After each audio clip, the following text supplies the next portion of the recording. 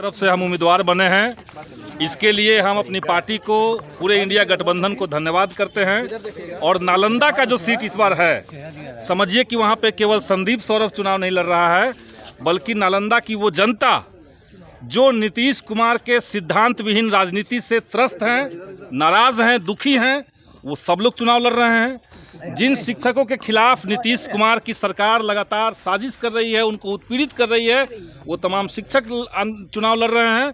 और जिन युवाओं को महागठबंधन की सरकार ने नौकरियां दी और नौकरी की संभावनाएं जताई, और जिसको एनडीए गठबंधन ने ख़त्म किया, पेपर लीक करवा दिया, वो तमाम युवा वहाँ से चुनाव लड़ रहे हैं। वहाँ के जनता के सवालों के साथ हम लोग जाएंगे नालंदा में, और वहाँ से पूर्णतः हम लोग विजयी होकर के निकलेंगे। और इस बार बिहार के अंदर एनडीए का खाता भी नहीं खोलेगा, क्योंकि सब लोग जान रहे हैं कि एनडीए से बड़ा भ्रष्ट कोई पार्टी नहीं, बीजेपी से भ्रष्ट कोई पार्टी नहीं है। जो इलेक्टोरल बॉन्ड के माध्यम से जानकारियां निकली हैं, आप लोगों ने भी सुना कि किस तरीके से ईडी का छापा पड़ता है, और तत्काल ईडी जो है, वो जो कंपनी है, वो तत्काल बीजेपी को चंदा देती है।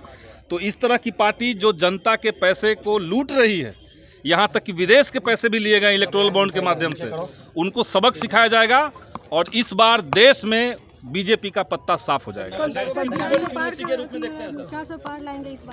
400 पार जो कहा जा रहा है, वो सिर्फ एक जुमला है। जैसे उनका जुमला था 15 लाख दे देंगे रोजगार में सबके खाते में, जैसे उनका था कि 2 करोड़ रोजगार हर साल देंगे, जैसे उन्होंने कह दिया अभी बंगाल में जाकर के कि ईडी से जो छापा पड़ रहा है वो पैसा हम गरीबों में बांट देंगे। तो चमड़ा का मुंह होता है, कुछ भी बोल दीजिए। अब बीजेपी के लोग, अब देखिए, वो बोलना बंद कर दिए हैं। 400 पार उन्होंने बोलना बंद कर दिया है। जैसे ही इलेक्टोरल बॉन्ड का खुलासा हुआ और आज़ाद भारत का सबसे बड़ा करप्शन सामने आया, उसके बाद से बीजेपी 400 पार कहना भूल गई है। 5 सीट मिल रहा है, संतुष्ट है उससे आप? निश्चित तौर से देखिए, इस समय सीट में किसको क्या मिला, किसको क्या नहीं मिला, ये मसला नहीं बचा। 9 सीटों का आप लोग मांग कर रहे थे, लेकिन वो जो हो गया, हम लोगों ने 8 सीट की सूची दी थी, उसी के अंदर हम लोग चाहिए थे। हम लोगों ने चुनाव लड़ रहे हैं सर, इस पे कुछ बोलेंगे आप? नालंदा झारखंड में कहाँ के पत्रकार आप हैं? कोडरमा से हैं आप? कहाँ के पत्रकार आप हैं? लिखे हुए हैं, गलत समझ लिए हैं। नालंदा लोकसभा सीट को लेकर क्या कहेंगे? पप्पू यादव को लेकर पुनिया सीट को लेकर क्या कहेंगे? अब देखिए, ये पप्पू यादव जी की पार्टी को तय करना है, ये पप्पू यादव जी को खुद तय करना है। वो जहां से लड़ेंगे चुनाव जीतेंगे, क्योंकि इस बार अंडर करंट बहुत मजबूत है और बिहार सच में देश को चौंकाने जा रहा है। राजन ने पप्पू यादव के साथ कन्हैया कुमार का भी जो है सीट का साफ किया, इसमें क्या कहेंगे? कन्हैया कुमार को भी वो नहीं चाहते। हम क्यों कुछ कहेंगे? और इंडिविजुअल क्यों इम्पोर्टेंट इतना हो सकता है? कोई भी इंडिविजुअल हो, मैं ही हूँ, क्यों इतना कोई इम्पोर्टेंट हो जाएगा? इसलिए जो पार्टियों से, अलग अलग पार्टियों का जो गठबंधन हुआ, उस गठबंधन का एक समेकित उद्देश्य है, और वो उद्देश्य है इस समय देश के लोकतंत्र को बचाने का। जिस तरीके से आप देख रहे हैं कि जेल के अंदर लोगों की हत्याएं हो जा रही है, मुख्तार अंसारी का संदिग्ध मौत जो हुआ, और उन्होंने लिख करके दिया था, कोर्ट में दिया था कि हमें जहर दिया जा रहा है, इसके बावजूद कोई कार्रवाई नहीं हुई।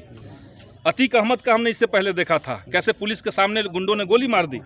तो ये देश के अंदर जो तांडव चल रहा है बीजेपी का, इससे देश की जनता त्रस्त है। और ये आप मान के चलिए कि ये जो चुनाव है, अगर इस चुनाव में इस तरह के तानाशाह लोग, फासिस्ट लोग अगर जीत जाते हैं, तो संभव है कि देश का आखिरी चुनाव हो जाए।